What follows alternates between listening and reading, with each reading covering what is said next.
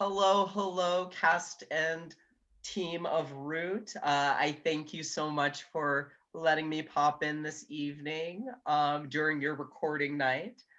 Um, Before we get started, just wanted to go around the room real quick and do some quick introductions, and I can start us off.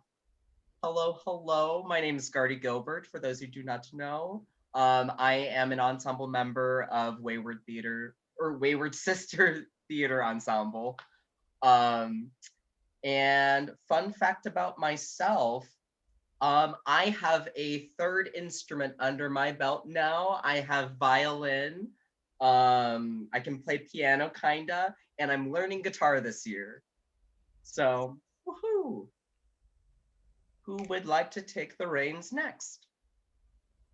Yeah, I'll go. Cool. Hi, my name is Liz Fisher, she, her, hers, calling in from Austin. And fun fact about me, this is my first time working with Wayward, and I've had a blast. So I'm super excited to have met all of these new and amazing humans. Woohoo. Hi, my name is Riley Ann Taylor. My pronouns are she, her, hers. I play Scarlet in the show. Fun fact about me, this is one I use for every icebreaker. My great uncle was actually asked by Walt Disney himself to come illustrate for him. And like we have the letter and everything. Like he signed it. I know. What? So yeah, he was pretty cool. Good old Uncle Jack. Um, what else? And yeah, this is my first production with Wayward's sisters as well. Cool. Next. Hi, my name is Capri Garrett O'Connell. I'm a Chicago-based actress, she, her, hers. I play the role of Georgia.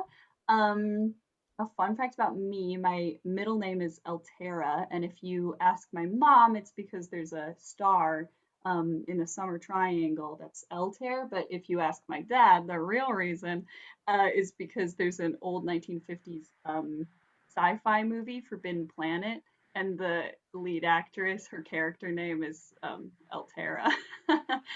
So just a little Okay. background on me. Yeah, my first production with Wayward Sisters. I'm happy to be here. Woohoo. Next. Hi, my name is Eliza King. She, her, hers. I'm playing the role of Jade, the middle sister. And a fun fact is that I grew up like kind of all over the place, and I like spent 2 years in Brazil and 2 years in Paraguay when I was younger. Oh, Yeah. wow, cool. Very worldly. And then last but not least. Hi, my name is Alexandra Shields, and my pronouns are she, her, hers. I am the playwright of Root. And a fun fact about me is I'm a 3-time marathon runner. Oh, cool. Uh, Nice. And thank you all for that. And I do believe I said pronouns was a part of it, but I think I forgot to list my own. He, him, his. Cool. So my first question is for Allie and Liz. Either or can take the question. What is Root all about?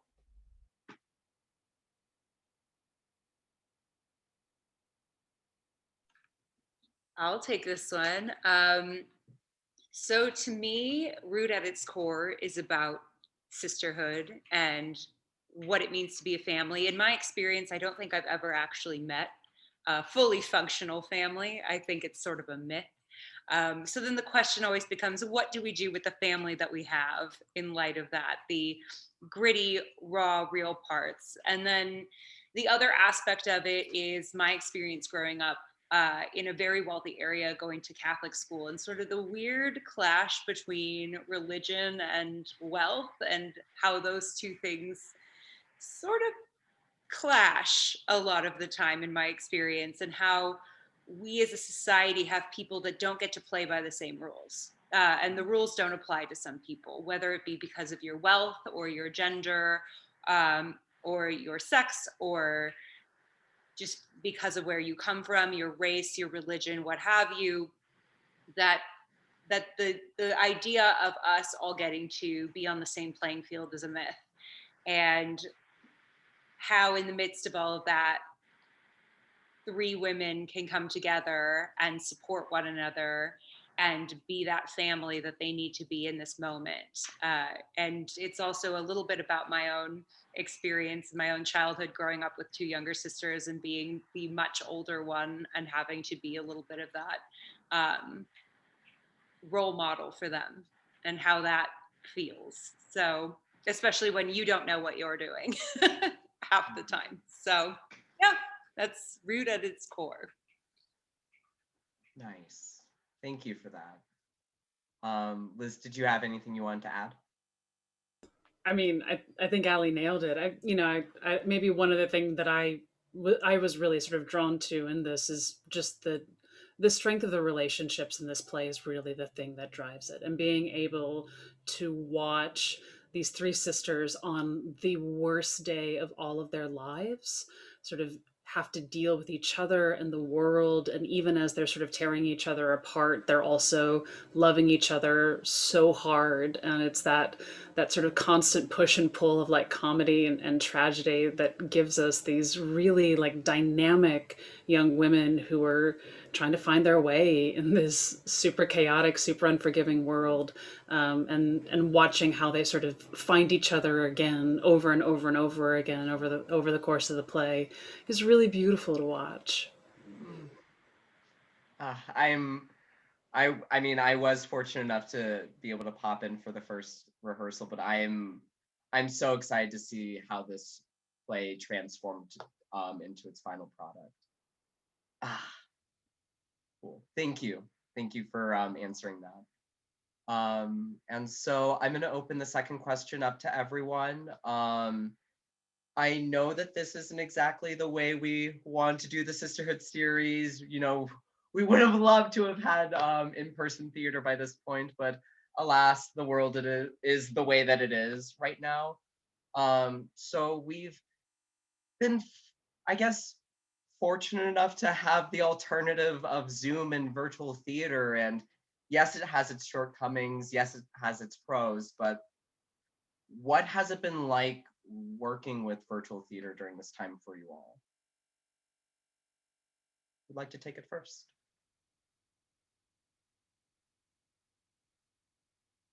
Oh, Riley, I think you're muted. You're good.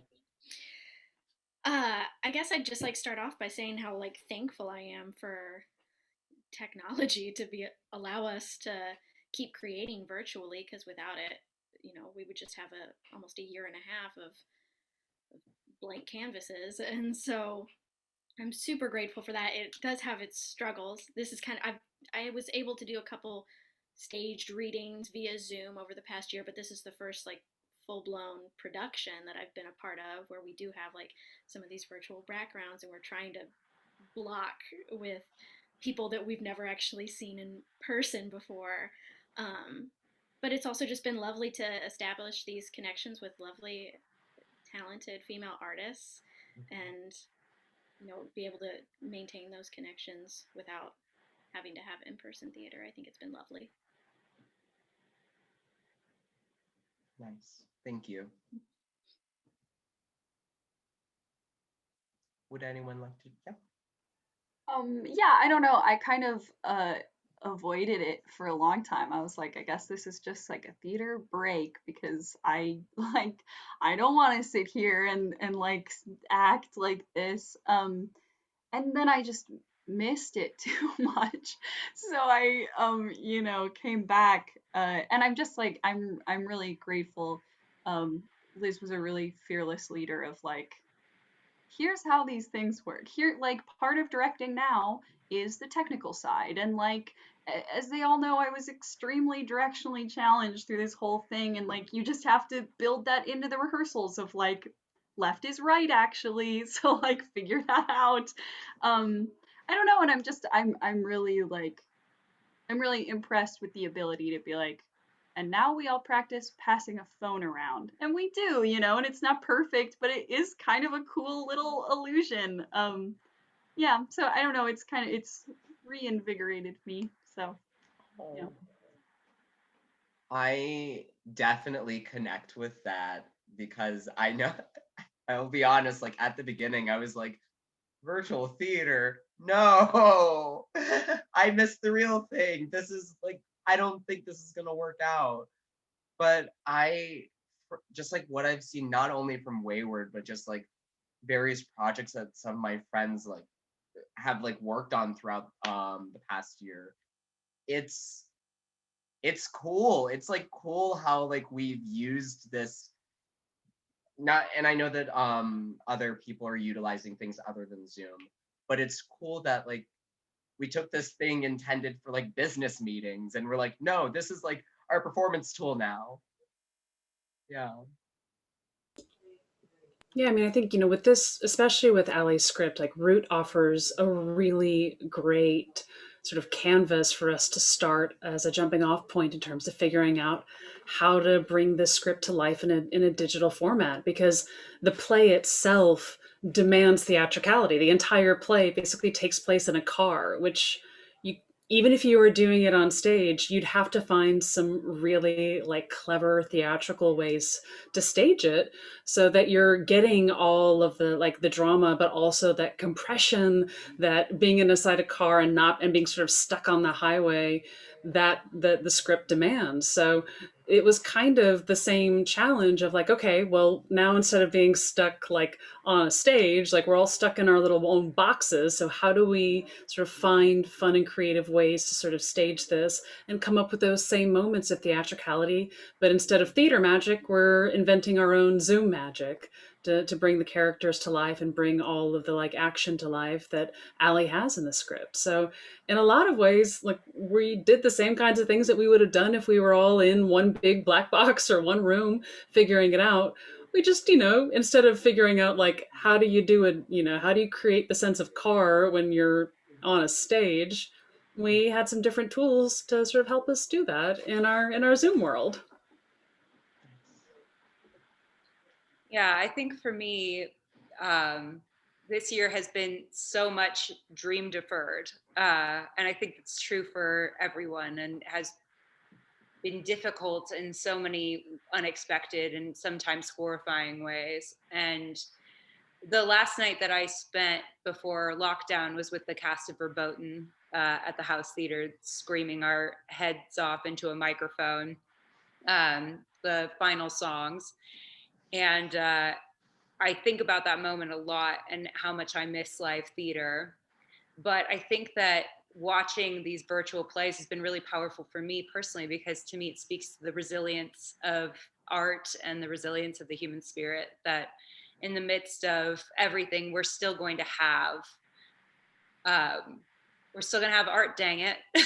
And I think in a way that does speak to the essential thematic elements of this play as well. It's so much about how we survive from here and how we resolve to be resilient together, and how we rely on one another to get through the worst days of our lives. And so for me, it's super powerful to be a part of this in any particular small way. And I just appreciate being able to create again with such smart and eloquent and interesting people, which I didn't think I'd be able to do for a really long time. So I really am so thankful to Wayward Sisters for being a part of this.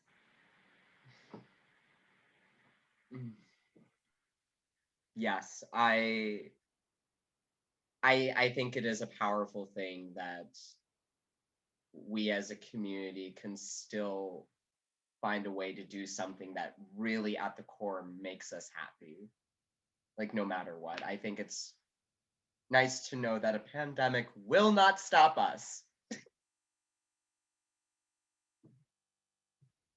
Oh, excuse me.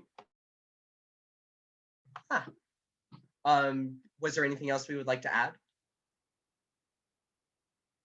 I feel like a lot of it has already been said, but I was also in a similar boat when I was like, I'm gonna avoid theater because it doesn't really exist.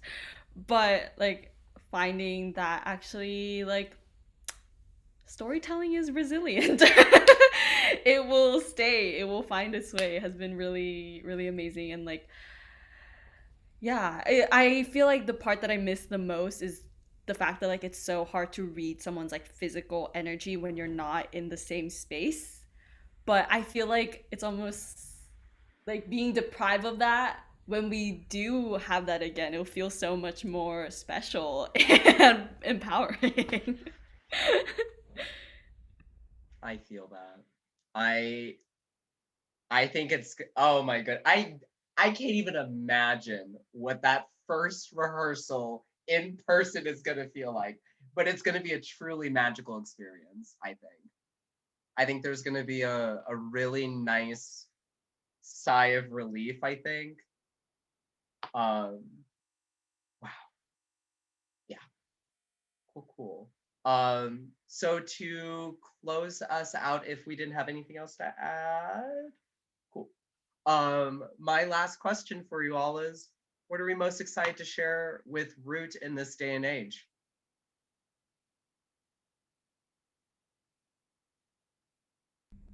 So I for me and I know for other people on this team as well, like I have two sisters and so like any story that is about sisterhood like always is very close to my heart.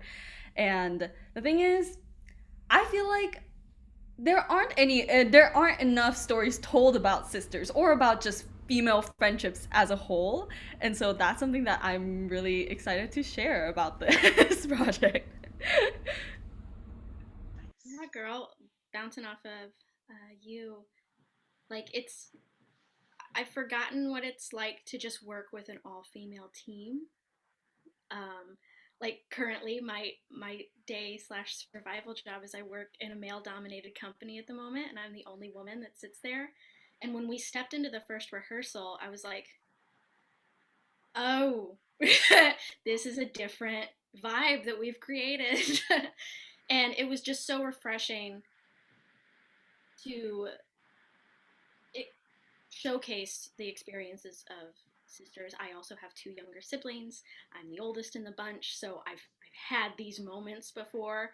And to be able to honestly depict those, like these are conversations that I would have with my sisters. They're real, they're emotional, they're funny, they're freaking awful. And I just think I want to be in more rooms with women telling stories about women, and this started that for me. So it's been a lovely experience. I'm just gonna go right in a row because I completely agree. Yeah, whoever cast this was like very brilliant because I'm the baby. We all just kind of fit and we all know our characters. And I think that's something that like Allie just blew out of the water is that we all read it and we were like, yeah, yeah, I get her, you know? And that's amazing. And I think just helped make this script feel like so easy right away. And just like fun to do every night, even though it's like it has its dark moments. But yeah, so I'm really happy to put into the world a story that I recognize so much, you know, and a story that I immediately was like, yeah, this happens. Like, yeah. I don't know. I really am like so delighted to have been able to be Georgia. So yeah. I mean, all of the yes to everything that everyone else has already said. And I think that, this last year has been tough, like for everybody around the world in so many ways that we probably won't totally understand for many, many years to come. And I think one of the things that this play does so beautifully is, the world is very much against these characters. And watching a story of women persist and survive and come together and is a really wonderful reminder that like things get tough, and you, even when you feel really, really alone, you aren't alone. And whether those are your blood sisters or the sort of sisters that you find in life and connect with, they are there, and you can get through it by leaning on them, even when you're mad at them, even when they do horrible things either to you or to, put them in situations that they should not have, that they could have avoided. There's no judgment in that, but rather like we all lift each other up and we get through it together. I think is a really important message that we all need to hear right now as we try to figure out a path forward in this sort of crazy, chaotic world.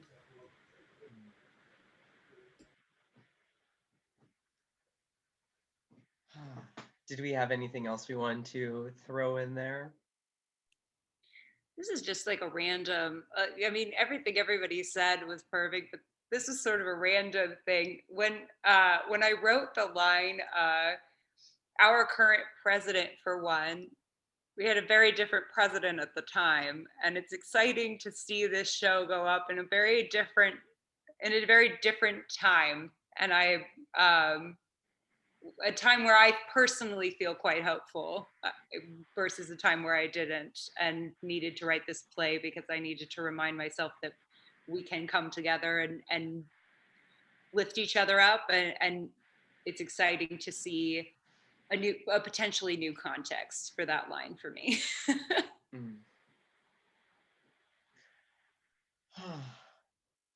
Yes.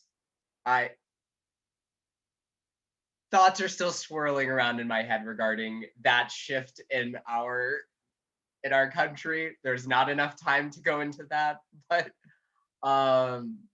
I yes to all of that. I think that the story of leaning on family, be it blood or found family, is something that a lot of people need to hear right now, and a lot of people want to connect with. Yeah, I and like everybody else, we're super excited for Root to go up, along with Bushwick Girls as well. I'm super pumped for the Sisterhood series, and can't wait to see all of your amazing work. Once again, I wanted to thank you all for letting me pop in this evening, and I hope you all have a lovely, lovely night. Thank you. Thank you. Woohoo! Bye.